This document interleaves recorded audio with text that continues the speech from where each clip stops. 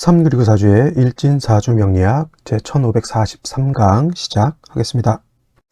오늘은 양력으로 2023년 1월 27일이고요. 음력으로는 2023년 1월 6일입니다. 자, 오늘 주어지는 명식은 이민년, 개축월, 을유일이 되겠고요. 일진은 을유가 되겠습니다. 자, 오늘 살펴볼 사주 명식은 일간은 을목일간이 되겠고, 을목일간이 태어난 월령은 축월이 되겠습니다. 자, 을목이 축월에 태어나게 되면 사주를 어떻게 배합하는 것인지 알아보도록 하겠습니다. 제일 먼저 일간, 그 다음에 월령 이렇게 살펴볼 것이고요. 그 다음에 격국까지 한번 알아보도록 하겠습니다. 제일 먼저 일간이라고 하는 것, 을이라고 하는 천간이 오늘 일간이 되겠고요. 을이라고 하는 천간, 어저께 공부했던 간목 다음으로 나눈 두 번째 천간이 되겠고, 간목과 마찬가지로 목의 기운, 나무의 기운을 가지고 있습니다. 나무의 기운, 우리가 눈으로 봤을 땐 나무가 되겠지만은 느낌적으로, 기운적으로 봤을 때는 따뜻한 온기를 나타내는 것이 바로 목의 기운이죠. 그래서 간목일간이든 을목일간이든 이 목일간인 사람들이 좀 겉은 어떨지 모르겠지만은 첫인상은 대체적으로 온화하고 사람들을 이렇게 배려하는 마음을 갖고 있는 사람들이 많고요. 특히나 이제 간목 같은 경우에는 간목일간인 사람들은 겉으로는 되게 뻣뻣하고 강해 보이지만은 속마음은 굉장히 여리고 좀 순수한 사람들이 많다. 을목일간들은 좀 뭐랄까 생활 대처라든가 또는 처세에 능한 사람들이 많죠. 그거는 왜 그러냐면 간목하고 을목하고의 약간 차이가 있기 때문에 그렇게 볼 수가 있죠. 자, 간목이라고 하는 것, 어저께 공부했던 것 다시 한번 복습 한번 해보도록 하겠습니다. 자, 간목 똑같이 나무의 목이죠. 나무의 기운, 나무이면서 온기를 가지고 있는 것인데, 간목은 양목이 되는 것이고, 그 다음에 오늘 공부하는 을목은 음목이 이렇게 되겠습니다. 그래서 양이냐 음이냐에 따라서 차이가 있는데, 양목인 간목은 어저께 말씀드렸던 것처럼 어떤 나무? 대림목이죠. 대림목이라고 해서 큰 소나무라든가 또는 참나무 같은 그런 곧고 길게 크게 자라는 그런 나무죠. 겉으로 봐서는 굉장히 단단하고, 그 다음에 큰 나무 이렇게 껍질만 좀 거칠거칠하죠. 그래서 간목일간들이 대체적으로 첫 인상들이 좀 그렇습니다. 좀 뻣뻣해 보이고 좀 세 보이죠.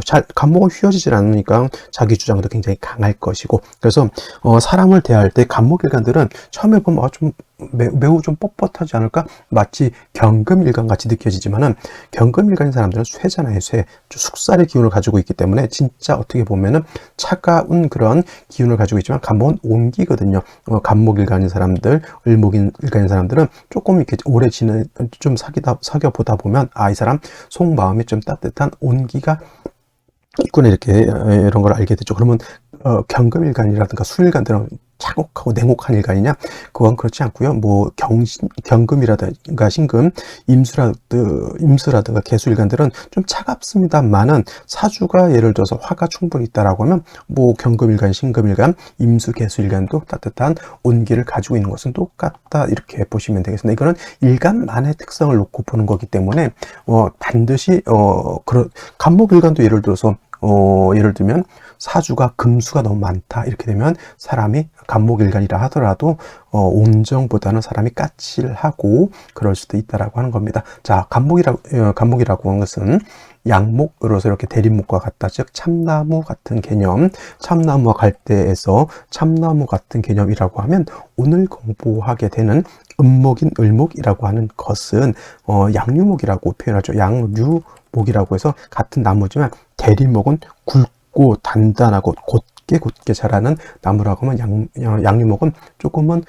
작고 또는 잘 휘어지는 성질을 가지고 있는 그런 것이죠. 그럼 예를 들면 넝쿨 식물 같은 거 있죠. 넝쿨 식물 같은 거 잘 휘어지죠. 칡넝쿨, 다래넝쿨, 담쟁이 넝쿨, 호박넝쿨, 박나무 같은 거, 박나무라 그러나요? 하여튼 그것도 박도 밤에 이렇게 칭칭 감고 올라가는 성질, 나팔꽃도 그런 성향을 가지고 있습니다. 그래서 잘 휘어지는 성질을 가지고 있고요. 그리고 넝쿨식물 말고도 을목은 화초와 같습니다. 난초, 이렇게 대표적으로 비유를 많이 하죠. 꽃을 피우는 화초, 꽃을 피우는 화목도 이렇게 볼 수가 있지만, 대체적으로 이 화목이라고 하더라도 을목은 작고 잘 휘어지고 부드러운 성질을 가지고 있는 특징을 가지고 있습니다. 그래서 간목과 을목은 같은 목이라 하더라도 간목 같은 경우는 대리목으로서 단단한 성질을 가지고 있기 때문에 제목으로서 쓴다 그랬죠. 동량지목으로서 쓴다. 그래서 경금으로서 작벌하고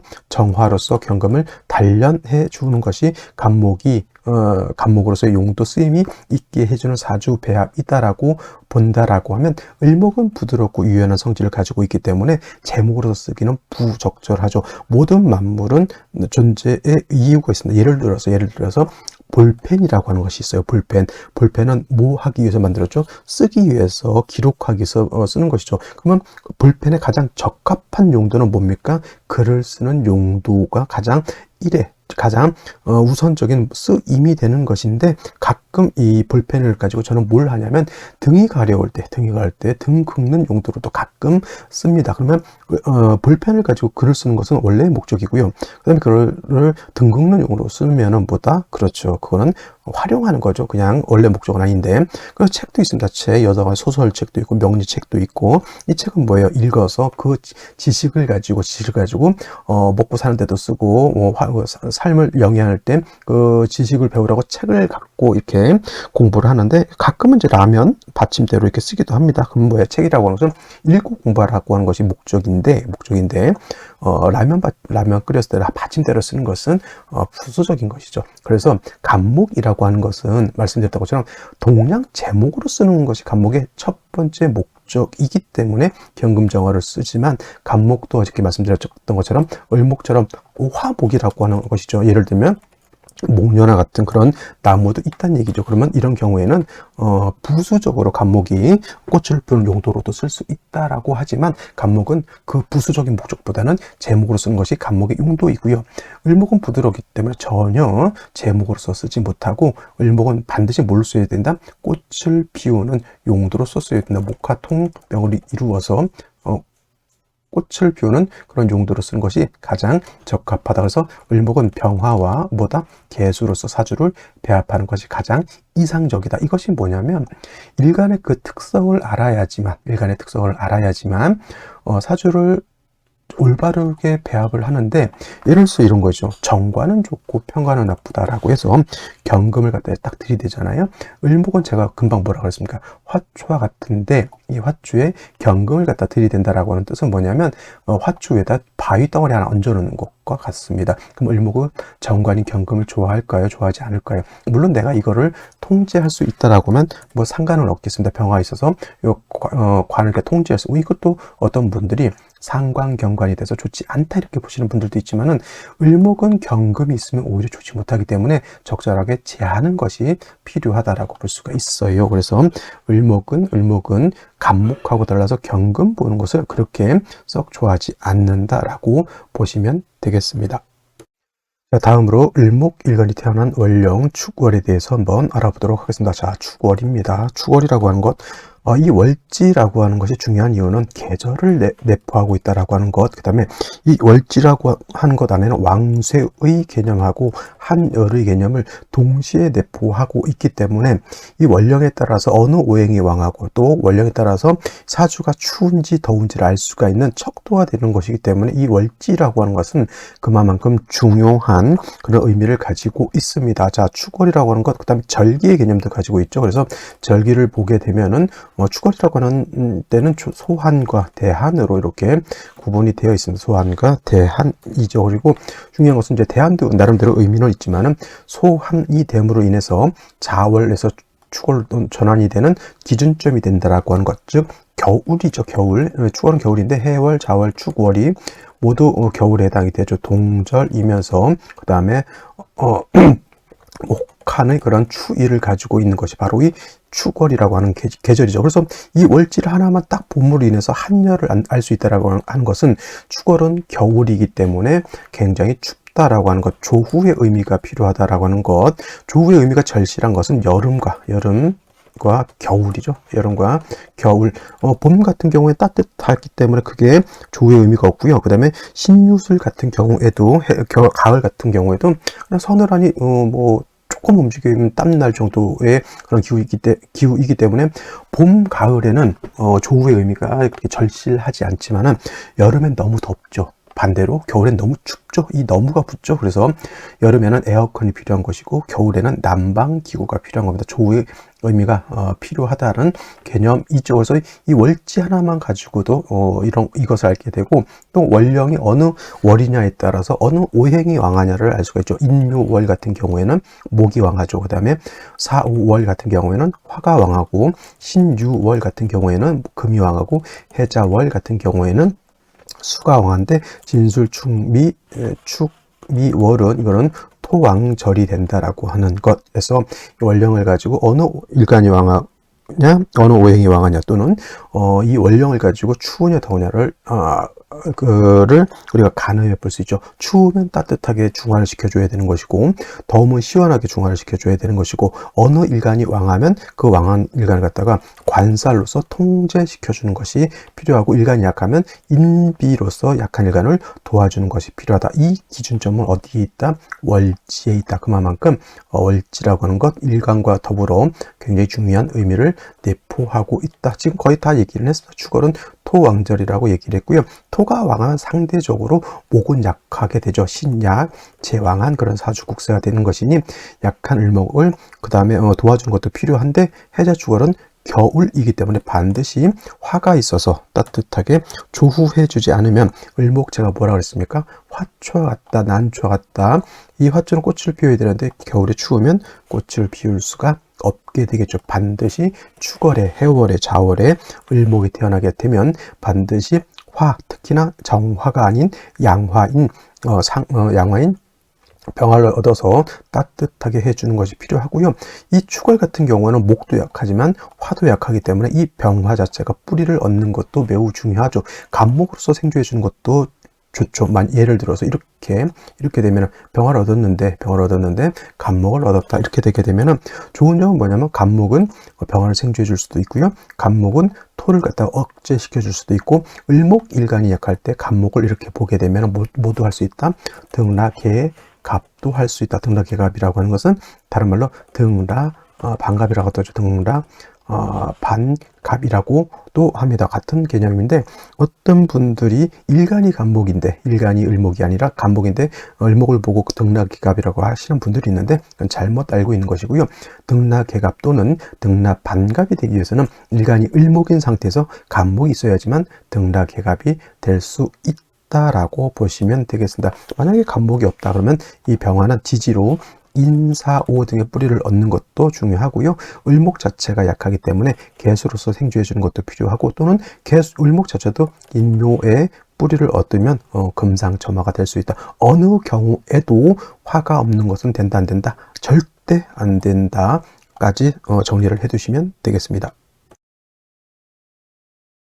자, 그러면 다시 오늘의 명식을 살펴보도록 하겠습니다. 오늘 명식, 을목일간이 축월에 태어난 사주 명식이 되겠고요. 그 다음에 이제 격국이라고 하는 거 살펴보게 되면, 격국이라고 하는 것은 일간과 원령과의 관계를 살펴 사주 8글자가 어떻게 구성되어 있느냐를 놓고 보는 것인데, 을목이라고 하는 일간 음목이라고 말씀드렸고, 월지 있는 축토 또한 음토가 되죠. 음토, 대 음이 되는 것인데, 목이라고 하는 것이 토를 극하는 관계, 일간 을목이 월지 있는 토를 극하는 관계, 내가 극한다고 해서 아극자라고 표현을 하고요. 내가 극하는 것은 육친으로 보게 되면 재성이라고 표현합니다. 다시 재성이라고 하는 것을 두 가지로 구분해 볼 수가 있는데, 정재와 편재로 구분해 볼 수 있죠. 자, 정재라고 하는 것은 일간과 재성과의 관계가 양대음 또는 음대양으로서 음양의 조화가 맞으면 정재라고 하고요. 편재는 일간과 재성과의 관계가 양대양 또는 음대음으로서 음양의 조화가 맞지 않으면 편재가 되는 것인데, 오늘 같은 경우에는 음대음의 관계가 되는 것이니 정재가 아닌 편재가 되고, 편재격 이렇게 보시면 됩니다. 근데 축월은 아까도 말씀드렸지만 토가 왕하고 목이 약하는 것이니 신약 관왕이 아니라 신약 제왕 또는 제다신 약하다, 일간이 재성에 비해서 약하다 정도. 그래서 약한 을목을 도와줘야 된다라고 하는 것을 여기서 이제 알아낼 수가 있는 것이고요. 그 다음에 격국을 잡을 때는 월지에 있는 뭘 봐야 된다? 지장간이 무엇이 있느냐를 봐야 되는데, 개수 축토 안에는 신금 그리고 기토라고 하는 것이 있는데, 만약에 축중에 있는 개수가 이렇게 투출하게 되면 이거는 편재격에서 뭘로 바뀐다? 그렇죠. 편인이 되죠. 목이 음수를 봤으니까 편인 격이 되는 것이고, 달리 또 축 중에 있는 신금이 투출할 수도 있다. 이렇게 되게 되면 얘를 가지고 격을 잡는데 목이 금을 받죠. 금은 나를 극하는 관계에 있으니 저거는 관성인데 격이 되죠. 편관이니까. 또는 칠살격이라고도 볼 수 있는데, 신금이 투출하게 되면 이건 제살태양이 되는 것이고, 인성이 있으면 재성이 왕한데 인성이 있으면 인성이 나를 도와주는 국세가 됩니다. 근데 오늘 같은 경우 개수가 이렇게 투출되어 있습니다. 그러면 오늘은 뭡니까? 얘를 개수를 가지고 격을 잡으면 편인격인데, 축월은 뭐다? 동절이다. 그럼 얘가 어떤 인성입니까? 얼어있죠. 물이 아니라 얼어붙은 얼음이 된다라고 보는 거죠. 겨울에 비가 내리는 것이 아니라 뭐다? 우박이 쏟아지거나 눈이 눈보라가 치는 거와 똑같습니다. 을목이 추운데 태어났는데 거기다 눈보라가 치면 얼어 죽게 되겠죠. 반드시 화가 있어서 이 개수를 녹여 주어야지만 수생목할 수가 있다라고 하는 거. 연간 임수가 있습니다. 이걸 또 정편인 혼잡 이렇게 보시는 그렇게 설명하시는 분들도 있지만, 정편인 혼잡이라고 해서 나쁜 것이 아니고요.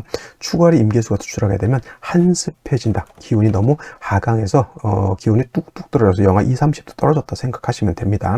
그러니까 정편인 혼잡이 아니라 수가 많아서 문제가 돼. 수가 많아서 기운이 떨어지는 것이 문제가 되는 것이고, 화를 보는 것이 중요하고, 화를 봐서 저 물을 갖다가 녹이고 따뜻하게 해주는 것이 필요한데, 설상가상으로, 이게 이제 설이면 얘가 이제 상이 되겠죠. 설상가상으로 유금, 일지에서 유금을 봐서 을유일지가 되면은, 이 유금은 월지에 있는 축을 당겨서 유축, 반합, 회금을 이렇게 하게 되죠. 그러면 금이 많아지게 되고, 금이라고 하는 것은 수를 다시 생해는 관계.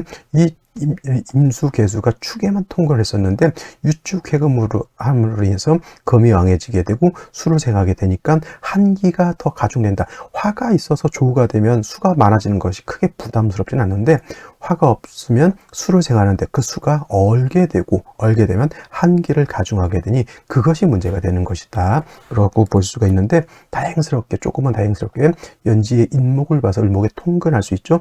인중병으로서 아주 미약하게나마 통근할 조후할 수가 있는데, 이 인중병화, 암장된 병화만 가지고는 조후의 공력이 크다 작다, 매우 적다, 화를 다시 보는 것이 필요하다, 이렇게 보시면 되겠습니다. 그러면 생시를 살펴보도록 하겠습니다. 자, 생시 제일 먼저 병자시를 보도록 하죠. 병자시가 되게 되면 일단 좋은 점은 병화가 천간에 투출되어 있죠. 이 병화가 뿌리가 전혀 없는 것은 아닙니다. 연지에 있는 인중병화가 투출되어 있는 것이기 때문에 뿌리가 뭐 전혀 없는 것은 아니지만, 그렇다 하더라도 이 축월에 이렇게 수가 많은 상태에서 병화의 공력은 그렇게 크지 않다. 더해서 연지에서 이렇게 자수를 보게 되면 수가 더 왕해지게 되죠. 그래서 이런 경우에는 병화 얻은 것은 나쁘지 않지만 운은 목화 운으로 가야지만 발전할 수 있다, 이렇게 보시면 되겠고요. 만약에 병술시가 되면 조금 병자시하고 좀 다른 점은 뭐냐면, 병자는 이 병화가 여기에만 뿌리를 줄 수밖에 없었지만 병술이 되면 술에도 미약하나마 통과할 수가 있겠고요. 그 다음에 개수 임수가 좀 왕해서 문제가 될 때 술토가 얘를 갖다가 조금은 절제시켜 줄 수도 있다 정도, 이렇게 보시면 되겠습니다. 그러면 어떤 생시가 더 좋을까요? 이렇게 물어본다라고 하면, 저는 이렇게 남자는 병자시, 여자는 병술시 이렇게 가면 좋을 것이다, 이렇게 말씀을 드릴 수가 있겠고요. 뭐 정축시는 크게 화가 있다 하더라도 조후의 의미에 있어서는 병화가 정화에 비해서 월등하게 공력이 크기 때문에 이 정화는 조후의 힘은 매우 떨어지게 되겠고요. 어차피 인계수가 있으면 병화와 다르게 정화는 금방 약해질 수밖에 없죠. 유축근국하는 것 똑같고요. 병자시에 자수가 있어서 수가 왕해진 것과 마찬가지로 이것도 정축시가 되면은 목화운으로 가는 것이 좋은데, 병자시하고 정축시하고 어떤 생시가 좋을까요? 라고 묻는다면 당연히 병자시가 좋다, 이렇게 말씀드릴 수가 있겠고요. 무인시가 되게 되면 축에 뿌리를 든 무토가 투출해서 수를 제하는 것은 나쁘지 않습니다. 이거를 갖다가 극인인데, 이거는 용제파인으로 해서 좋은 제극인으로 볼 수가 있겠고, 을목이 이내 둘의 뿌리를 또 둘 수가 있죠. 그래서 인중병화 2개, 하나를 더 얻었으니 이것도 나쁘지는 않은데, 이거는 제가 봤을 때는 목화운보다는 이거는 금수운으로 가는 것이 조금 더 낫습니다. 그러면 무인시하고 병자시하고 어떤 게 좋을까요? 저는 병자시 또는 병술시가 좀 더 좋다라고 말씀을 드릴 수 있겠고요. 이거 기묘시는 절대 만나서는 안 될 생시, 이건 묘유충이 되기 때문에 이거는 일단 제껴 두시고요. 경진시, 진유합금에 경금 투출되어 있죠. 을목을 극할 수도 있고 그 다음에 수를 생할 수도 있으니 이 경진시도 제가 봤을 땐 좋은 생시가 될 수 없고, 신사시가 되게 되면 축에 유의 사유축, 삼합이죠. 사유, 축, 삼합을 완벽하게 구전하고 을목이 투출하면 이 을목은 가만히 있지 않고 을목을 갖다가 극해하죠. 극해한다는 것은 쉽게 말하면 난초 뿌리를 갖다가 가위로 댕곡 잘라버리는 그러한 위험이 있다, 이렇게 볼 수도 있습니다. 물론 임계수가 있어서 통관작용도 할 수 있겠지만 통관하기 전에 벌써 을목은 뿌리가 날아갔다, 이렇게 보시면 되겠습니다. 갑신시 같은 경우에는 물론 이거는 을목이 간목을 봐서 등락해갑으로 볼 수는 있겠지만은 화가 부족하고 금이 다시 있어서 수가 왕해지는 것은 좋지 못하죠. 이 또한 목화운으로 가야지 금수운으로 가게 되면 썩 좋지 못하겠다 정도 이해해 두시면 되겠습니다.